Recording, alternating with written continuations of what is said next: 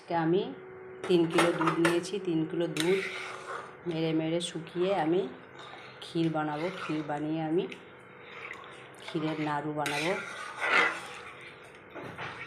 কীভাবে বানাচ্ছি প্রথম থেকে লাস্ট পর্যন্ত ভিডিওটা দেখবে।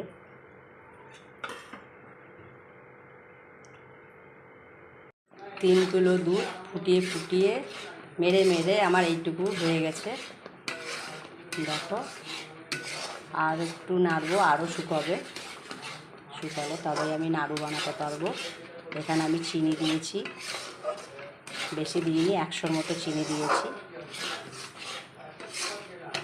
দুধটা শুকিয়ে এমনিতেই দুধ মিষ্টি হয়ে যায়, দুধের একটা নিজস্ব মিষ্টি আছে শুকিয়ে গেলে, কিন্তু এটি নোনতা নোনতাও লাগে দুধ শুকিয়ে ক্ষীর বানালে। তো আমি এইটা আমার যদি মনে করি ক্ষীর বানিয়েও খেতে পারি, রাবড়ি করতেও পারি এটা দিয়ে, আবার এটা দিয়ে আমি সন্দেশও বানাতে পারি।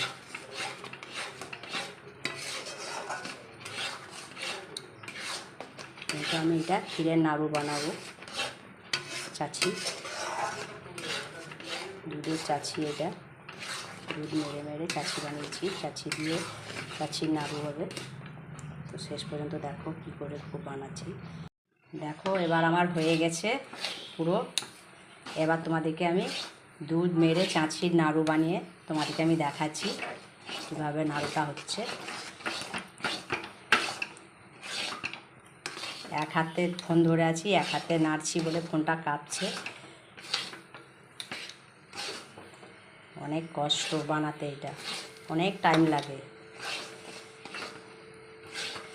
আর সবসময় নেড়ে যেতে হবে, নইলে নিচে দুধ লেগে যাবে। দুধ লেগে গেলে দুধ পোড়ার তো জানো একটা গন্ধকে এরকম বিচ্ছিরি, তার জন্য সবসময় নাড়তে হবে। হয়ে গেছে, আমি একটা জায়গার মধ্যে তুলে নেব।